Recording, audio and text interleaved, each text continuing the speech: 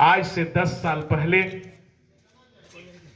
देश के तमाम राजनीतिक दल, नीतीश कुमार हो, वाजपेयी जी हो, नरेंद्र मोदी जी हो, स्टालिन साहब हो, केजरीवाल साहब हो, जगन मोहन रेड्डी हो, दर्जनों ऐसे राजनीतिक दल को प्रशांत किशोर जिताने का काम किया। क्यों? एक कंपनी बना योग लिया जाएगा कि कौन हमारे लिए अच्छा काम करेगा, सबका निर्णय और जन सुराज। इस देश में आजादी के आंदोलन में गांधी जी ने एक सपना देखा था कि इस देश के अंदर जन सुराज होगा। उसी जन सुराज की कड़ी में आज पंचायत का राज है। पंचायती राज व्यवस्था ये गांधी जी की सोच थी। उस समय भी जन सुराज की बात हुआ था। आज भी प्रशांत किशोर जी ने कहा कि हम जनता की राज लाएंगे। जनता का राज क्यों होना चाहिए? सभी लोग तो हम लोग वोट देते हैं, राज बनाते हैं, लेकिन जनता के क्यों राज होना चाहिए? जनता का यह राज होना चाहिए कि आप वोट दे देते हैं किसी को, लेकिन 5 साल आपके हाथ में अधिकार नहीं रहता है। आप किसी अपने जात को दे देते हैं, आप किसी अपने धर्म को दे देते हैं, आप किसी मजहब को वोट दे देते हैं, लेकिन जब वह वोट लेकर चला जाता है तो आपके बस में नहीं रहता, आपके कस में नहीं रहता है और आप उससे मुलाकात करने की स्थिति नहीं रहती। इसलिए जब जनता का राज आएगा तो यह जनता का व्यवस्था होगा कि आपका जनप्रतिनिधि अगर 1 साल में उसका सर्टिफिकेट गड़बड़ा गया तो उसका दूसरा जनता सर्टिफिकेट दूसरे साल बदलने का काम करेगी। क्यों 5 साल? 5 साल के लिए यह संविधान में प्रावधान है कि कोई जीतेगा, 5 साल के बाद फिर चुनाव होगा।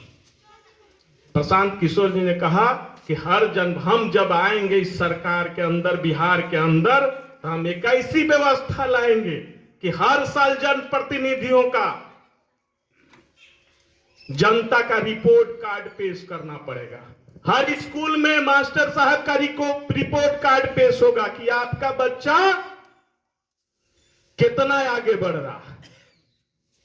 यह रिपोर्ट कार्ड जब सालाना लगेगा तो कितना बढ़िया बच्चा पढ़ रहा है, कितना जनप्रतिनिधि काम कर रहा है, कितना एमएलए काम कर रहा है, कितना एमपी काम कर रहा है, यह जनता तय करेगी। अगर उसके खिलाफ लोगों का विश्वास होगा तो ऐसा कानून बनाया जाएगा कि उनको वापस घर बुला। सब कुछ तो बढ़ ले, हमने के बहुत मजबूत बनी। पढ़े के हुई तो हमने के दिल्ली जाए, नौकरी करे के हुई तो गुजरात जाए। बिहार तो एगो स्टेट बा, सबसे बहुत पोटेंशियल स्टेट बा। 20 गो अगर आईपीएस हुई तो 15 गो यही जगह से हुई, लेकिन पढ़ियन कहाँ? कोटा में पढ़ियन, दिल्ली में पढ़ियन, चेन्नई से इंजीनियरिंग करियन। का बिहार में इंजीनियरिंग कॉलेज ना खुल सकता? का बिहार में स्कूल बढ़िया ना चल सकता? नीतीश कुमार जी 18 साल छोटका भैया, बड़का भैया, फूफा जी के साथ रहियन। कभी फूफा जी से मन हट जाए तो कहन कि ना बबुआ जी के साथ जातनी, बबुआ जी से मन करी तो कहन कि ना फूफा जी के साथ जातनी। काहे भाई? बिहार में व्यवस्था बहुत बड़ा हाल बा। आज प्रशांत किशोर के जरूरत एह से महसूस कल जा रहा बा कि प्रशांत किशोर कोनो नेता के जरूरत नहीं है। जन सुराज को आप मजबूत कीजिएगा, अपने परिवार के लिए, अपने भाई के लिए, अपने बेटा के लिए, जो बिहार के अंदर रोजगार मिले, बिहार का स्कूल बढ़िया से चले, बिहार के इंजीनियरिंग कॉलेज होके। एगो यूनिवर्सिटी बढ़िया नहीं है जो केंद्रीय यूनिवर्सिटी होके बिहार में कहां से हुई। ऐसे हम रउआ से यह कहे आइल बनी कि सब लोग के देख लेनी लो, दूसरा के कोई के देखे के नहीं के, अपना आप के देखे के बा कि अपन व्यवस्था केहू हमनी के चल गई। हमनी के तो जिंदगी कट गई। 35 साल कम्युनिस्ट पार्टी के काम कहनी सैनियो उठर लगले बनी सब।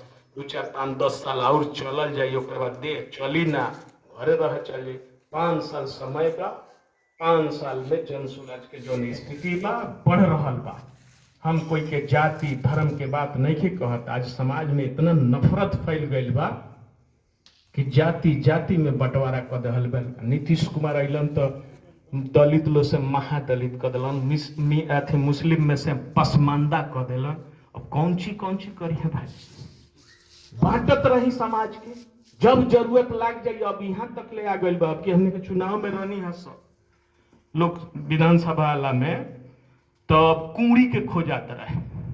एगो नेता कहा कि भाई कनौजिया हम सत्येंद्र भाई की मजरोट हवन, हम कहने रे मर देते नहीं अहिर हवन, एमे कनौजिया मजरोट आ डरहोर आ बस ई खोजे लगे का जरूरत बा?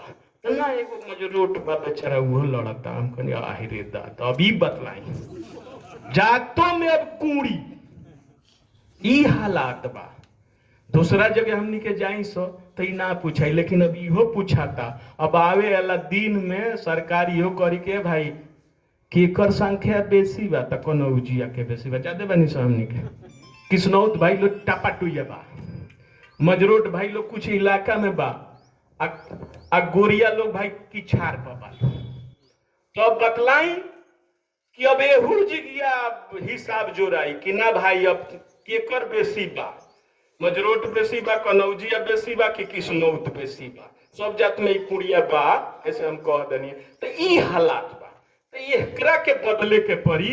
और प्रशांत किशोर के विचार के हम रउआ से यह बात कहे कि राउर आपन विचार अगर कोनो कमी बेसी होके रउआ पूछी, जितना हमनी के संभव हुई उतना जवाब देव सब। ना जवाब देवे सकेम सब फिर आए सब, फिर पढ़ के आवल जाई, फिर प्रशांत किशोर जैसे बात कह के आवल जाई कि भाई हो हमनी के हेतना समझौनी हसा, हेतना हमरा से ना समझल ह, रउआ हमरा के बताई, फिर रउआ के समझाई। यही बात के कह के अपन बात समाप्त करतनी। इनकलाब जिंदाबाद, जन सुराज जिंदाबाद।